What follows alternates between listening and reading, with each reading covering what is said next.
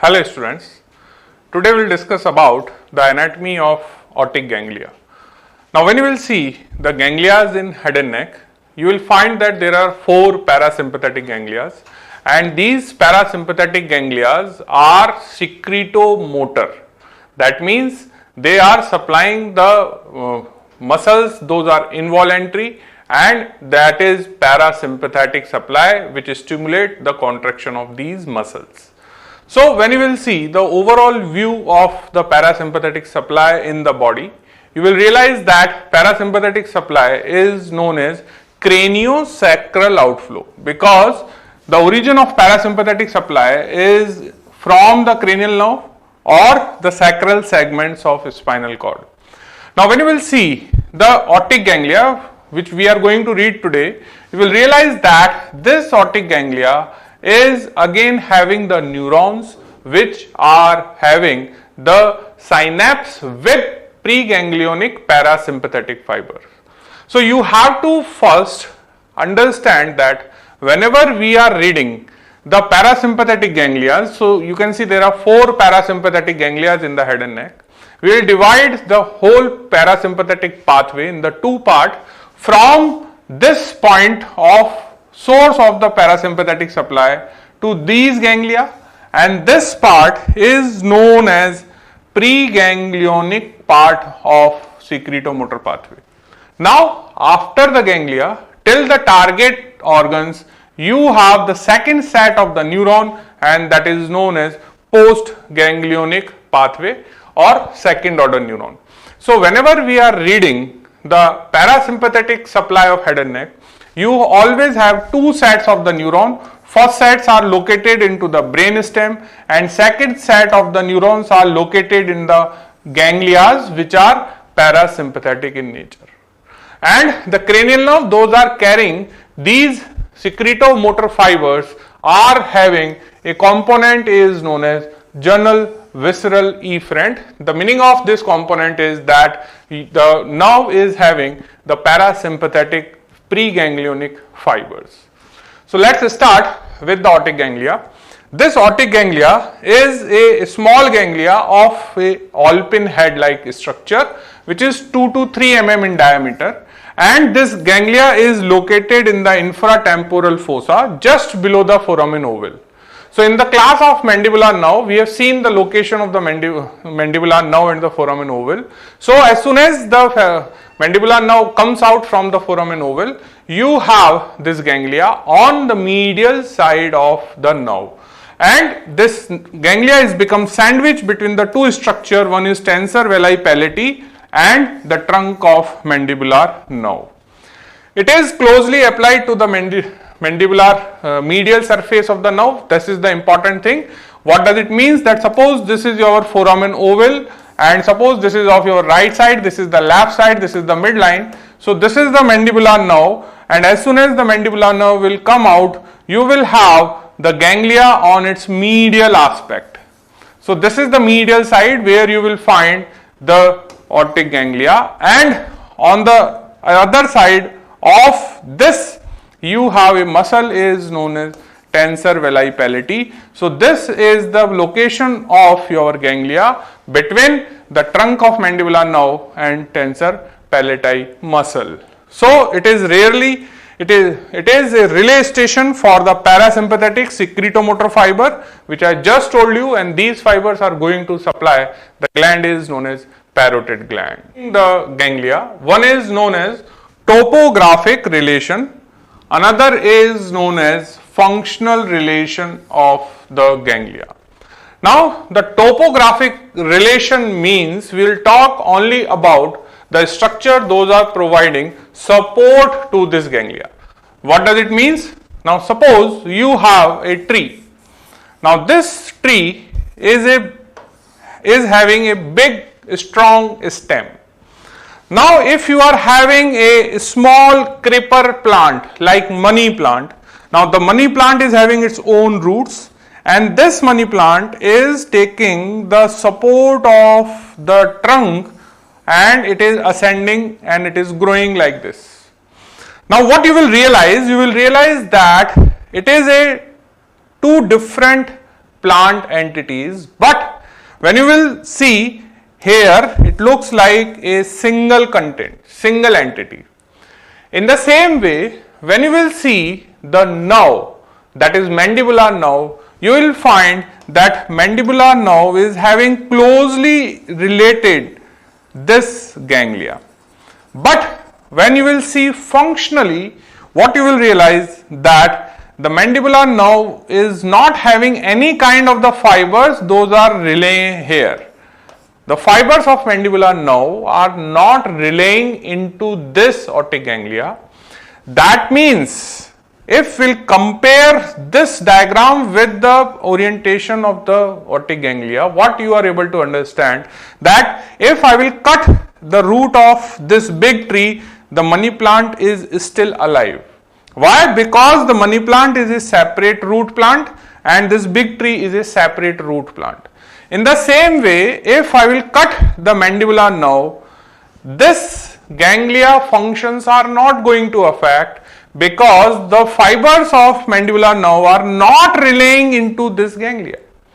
This ganglia is receiving a separate set of the nerve is known as lesser petrosal nerve, which is actually a branch of glossopharyngeal nerve, and these fibers are actually relaying here. So when anatomically you will see this, you will realize physically this ganglia is adherent to the mandibular nerve. It is something like that where you can see that physically this money plant tree is adherent to the big stem of this tree. But when you will see the roots are different. In the same way, when you will see the nerves, those are entering into the ganglia are different, and nerves of mandibular nerve fibers are not entering into this ganglia. So you have to understand that topographic relation means that the ganglia is intimately related or anatomically attached to the mandibular nerve, but functionally that means which fibers are coming and making synapse with the neurons of aortic ganglia. Answer is your lesser petrosal nerve, which is a branch of glossopharyngeal nerve. So, because the lesser petrosal nerve of glossopharyngeal carrying the preganglionic parasympathetic fibers, those are going to relay into the aortic ganglia. That's why it is said that functionally your aortic ganglia related with glossopharyngeal nerve, but physically or anatomically it is remain adherent to the mandibular nerve, which is its topographic relation. So you should able to now understand that what is the difference between topographic and functional relationship of ganglia. Now, what are the relations of the ganglia? Now, before that, if you will see this diagram, in this diagram you can see the position of foramen ovale, which is here. Now, through this foramen ovale, you have the exit of mandibular nerve, and I already told you that this ganglia lies on medial side of the trunk of mandibular nerve. Now, on the other side, if you will see, you can have this tube. This tube is your auditory tube. Now, near to this, you have the origin of tensor veli pallati. So, now, behind this foramen ovale, you have one more foramen. This is foramen spinosum.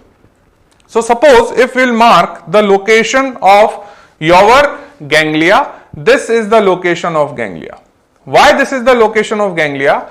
Because the ganglia is medial to the trunk of mandibular nerve and just lateral to the tensor veli pallati. That's why I told you that it becomes sandwich between the nerve and the muscle. Now, what structure you have in relation to the ganglia? Laterally, I told you mandibular nerve trunk, medially tensor veli pallati, posteriorly middle meningeal artery. Now, why? Because you can see that foramen ovale is having a relation with the foramen spinosum, and foramen spinosum will give entry to the middle meningeal artery.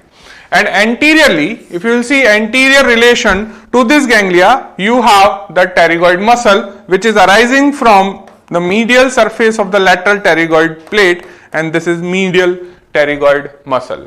So, when you are reading the aortic ganglia, you have to keep this thing in mind that we are going to deal in the infratemporal fossa region. So, once you will remove the mandible, once you will remove the lateral pterygoid, deep to the lateral pterygoid you will find the mandibular nerve exit, but still you are not able to see the ganglia, because ganglia is not on the outer surface, it is on the inner surface. And once you will see the inner side of the mandibular, now you have the ganglia, and deep to the ganglia you have the muscle is known as tensor veli pallati. Now we will come to the most important part of this class, and that is the roots or the connection of otic ganglia. Now generally whenever you are having the parasympathetic ganglias, there are always three roots, and these roots are parasympathetic, sympathetic and sensory. But in case of this otic ganglia, you have additional root, and that is known as somatic motor root. You can see here that there are two motor roots. One is known as secretomotor. Now this secretomotor is involuntary, it is parasympathetic, it is autonomic. But this is somatic, that means it is voluntary root, and it is going to supply the muscles which are skeletal in nature, and because they are skeletal, that's why we are using the word somatic, and they are actually the muscles which are supplied by nerve to medial pterygoid. So when you are reading the roots of your otic ganglia, there are three roots of as other ganglias, but here you have additional fourth root, and that is known as somatic motor root. So first we will discuss about the parasympathetic root. This is the main thing which you should always keep in mind, that parasympathetic root comes from the lesser petrosal nerve. And as I already told you that whenever we are talking about any kind of the parasympathetic ganglia, it is having pre and post ganglionic fibers. So the preganglionic fibers for the parasympathetic ganglia arising from the nuclei, and this nuclei is present in the brain stem, and this is known as inferior salivatory nucleus. So you have inferior salivatory nucleus. From the inferior salivatory nucleus, you have the origin of preganglionic parasympathetic fibers. Those will pass through the glossopharyngeal nerve. Now this glossopharyngeal nerve will give a branch is known as tympanic branch, and it is also known as Jacobson's nerve. This Jacobson's nerve enter into the middle ear, where it is going to form a plexus on the promontory, and this is known as tympanic plexus. Now this tympanic plexus finally give rise to a nerve, and this is known as lesser petrosal nerve. So this whole part is known as preganglionic parasympathetic fibers. And you have to understand that these lesser petrosal nerve will come out from the foramen ovale, and it will ultimately relay into the otic ganglia. From the otic ganglia, now you have the postganglionic fiber, and these postganglionic fiber of otic ganglia pass through the auriculotemporal nerve, and through the auriculotemporal nerve they ultimately distribute to the parotid gland. So you have to understand this whole flow chart of the secretomotor pathway, that how the parasympathetic supply arises and reach to the destination, that is your parotid gland. So we'll see more diagrams related to this pathway. Now here you can see this is the otic ganglia. Now this otic ganglia is receiving the glossopharyngeal nerve fibers, and this is your Jacobson's nerve.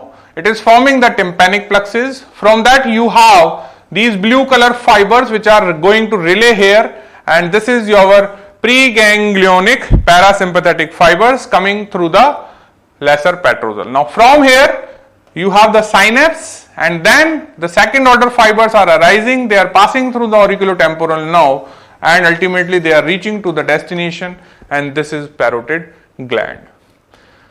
Now you have some important concept about the Jacobson's nerve. So we just find out how the Jacobson's nerve form and enter into the middle ear. So the Jacobson's nerve is actually the tympanic branch of glossopharyngeal nerve. This is the first question. Second question is that this nerve arises where, and the answer is in the jugular fossa. When you see the jugular fossa give rise to the exit of 9th, 10th and 11th cranial nerve. So this nerve arises in the jugular fossa, then this nerve passes through the canaliculus. Now this is the important thing, and this is a very fine canaliculus which is present between the ridge of your carotid canal and jugular foramen. So where is the carotid canal and where is the jugular foramen? So when you will see the base, you will find that there is a jugular foramen and this is the carotid canal. Now between the jugular foramen and carotid canal, you have a bony plate. Now this bony plate is having a very small fine foramina, and through that foramina, this nerve will enter inside the middle ear. So you have to understand that there is a very fine canaliculus present, and through that canaliculus the Jacobson's nerve enters into the middle ear cavity. So to enter the temporal bone and supply the middle ear, mastoid ear cells, bony part of the auditory tube, and these all are the sensory fibers. Now in this branch of your glossopharyngeal, that is the Jacobson's nerve, there are preganglionic parasympathetic fibers are also present, which are coming from the inferior salivatory nucleus. Now these parasympathetic fibers form a tympanic plexus on the promontory. Now if you will see the section of the middle ear, you can see that this is the tympanic branch of glossopharyngeal, which enters through this canaliculi, and once it enters through the canaliculi, it will enter into the middle ear, where you can see that it is forming a plexus, and this plexus is known as tympanic plexus because it is a plexus inside the tympanic cavity. Now from this tympanic plexus, you have the origin of a nerve is known as lesser petrosal nerve. So this is the lesser petrosal nerve. Now this lesser petrosal nerve, you know that comes out from the foramen ovale. But the confusion is that the formation occurs inside the middle ear cavity. So suppose here is the foramen ovale. Now what will happen? This nerve will pierce this roof of the middle ear cavity somewhere, then it runs into the floor of the middle cranial fossa, and then it will come out from the foramen ovale. So you have to keep this thing in mind, that this lesser petrosal nerve first become the content of the middle cranial fossa, then and then only it can come out from the foramen ovale. Because the formation of lesser petrosal nerve take place inside the middle ear cavity, not outside the middle ear cavity, not in the cranial cavity. The origin of lesser petrosal nerve is the middle ear. So it has to first enter into the middle cranial fossa. So here you have to just keep one thing in line, that the nerve leaves the middle ear through again a small canaliculus in the anterior wall above the auditory tube. So where is the auditory tube? This is the auditory tube, and above the auditory tube there is a small hiatus, and through that hiatus this nerve will enter into the middle cranial fossa. It emerges in the middle cranial fossa through a small hiatus, and this hiatus lies lateral to the greater petrosal nerve. Then it passes through the foramen ovale and reaches to the aortic ganglia. This nerve leaves the middle ear through the roof and runs along the floor of the middle cranial fossa, and then it comes out from the foramen ovale. So what is the important thing you should know about the Jacobson's nerve, a lesser petrosal nerve? That Jacobson's nerve is a tympanic branch of the glossopharyngeal nerve, which enters into the middle ear cavity. Inside the middle ear you have the tympanic plexus. From the tympanic plexus the lesser petrosal nerve arises, but we know that it has to come out from the foramen ovale in the infratemporal fossa. So it has to enter into the middle cranial fossa. Once it enters into the middle cranial fossa, it runs into the floor of middle cranial fossa, and then it leaves the cranial cavity through the foramen ovale. So in these two diagrams simultaneously, you can see that this is the middle cranial fossa, and this is the location of foramen ovale. Now when you will see the lesser petrosal nerve, this is the hiatus for lesser petrosal nerve. Now this hiatus for lesser petrosal nerve is the lateral most hiatus. Now medial to this you have the hiatus for greater petrosal nerve, which is going towards the foramen lacerum. And medial to this hiatus for greater petrosal nerve, you have the cave for trigeminal ganglia. So when you are seeing this area of middle cranial fossa, you have the three very important impressions. First, ganglia, that is trigeminal ganglia cave. Lateral to that you have the hiatus for greater petrosal nerve, and lateral to that you have hiatus for the lesser petrosal nerve, and this hiatus for lesser petrosal nerve is directed towards the foramen ovale. So this is the foramen ovale through which your lesser petrosal nerve will come out. So this lesser petrosal nerve enters, run into the floor, and into the floor you have this small creeve, and this small shallow creeve is known as hiatus for lesser petrosal nerve, and then it will exit through this foramen ovale. So what is the second route? Second route is the sympathetic route. Now you have to first realize that the optic ganglia is having the neurons, and these neurons are part of parasympathetic. That means they are only synapsing with the fibers of lesser petrosal nerve. Now this sympathetic route is there, but the fibers of sympathetic route pass through the ganglia without relay. Why without relay? Because these neurons are the part of parasympathetic system, not the sympathetic system. Second thing is that the sympathetic plexus are present around the blood vessel, and here we are talking about the middle meningeal artery. Now when you will see the origin of sympathetic supply, it is come from the spinal cord segment from T1 to L2. When we are talking about the parotid gland, the source is T1 and T2 segments of the spinal cord, and from these T1 and T2 segment of the spinal cord, the fibers of sympathetic supply, which are preganglionic in nature, ascend into the sympathetic chain, and they ultimately relay into the superior cervical ganglia. So superior cervical sympathetic ganglia is a source of sympathetic fibers which are postganglionic in nature for the parotid gland. Now these fibers, if you will see the sympathetic supply, the source is superior cervical ganglia. You can see that the fibers which are postganglionic in nature making a plexus around the blood vessel, and this plexus is reaching to the destination with the help of blood vessel. Here we are using the artery is middle meningeal artery, and the plexus which is present around the middle meningeal artery is having the postganglionic sympathetic fibers. These postganglionic sympathetic fibers are passing through this ganglia without relay, and then they are reaching to this gland with the help of auriculotemporal nerve. So auriculotemporal nerve is having two type of the fibers which we have seen. First, they are having the postganglionic parasympathetic fibers arising from the optic ganglia, and they are also having postganglionic sympathetic fibers. Those are arising from superior cervical ganglia and passing through this optic ganglia without relay.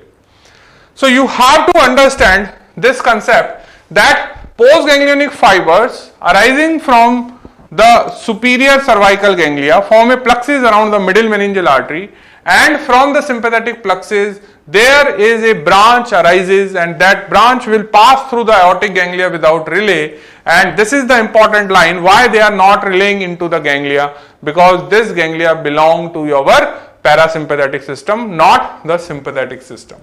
They are vasomotor in nature, and they are actually helpful to increase the viscosity or thickness of your secretions.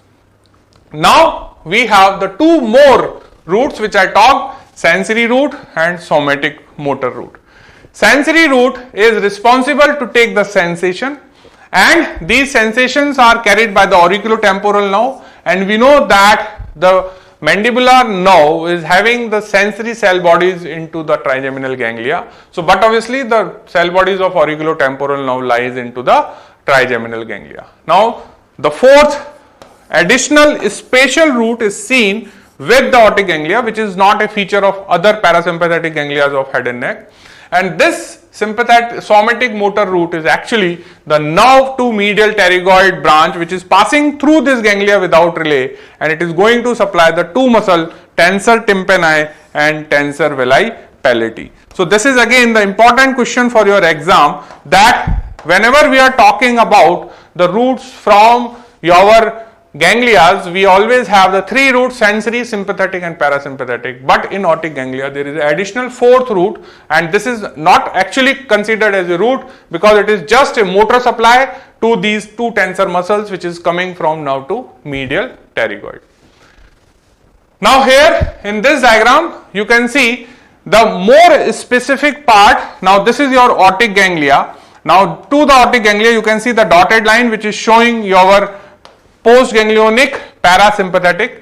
This is showing the dark blue line. This is the preganglionic parasympathetic. But along with that, the sensory fibers are passing through this nerve, lingual, this auriculotemporal nerve, and you know that auriculotemporal nerve is a branch of mandibular nerve, and it's actually coming from the trigeminal ganglia. So this is actually the forming its sensory root. So sensory root fibers are coming from the trigeminal ganglia which are passing to this gland.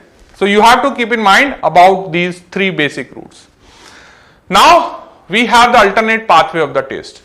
Now what will happen sometimes that the fibers of otic ganglia also having the connection with the chorda tympanic nerve, and from the chorda tympanic nerve the fibers are entering into the ganglia and then they are reaching to the seventh cranial nerve, which is main source of your ascending pathway of taste.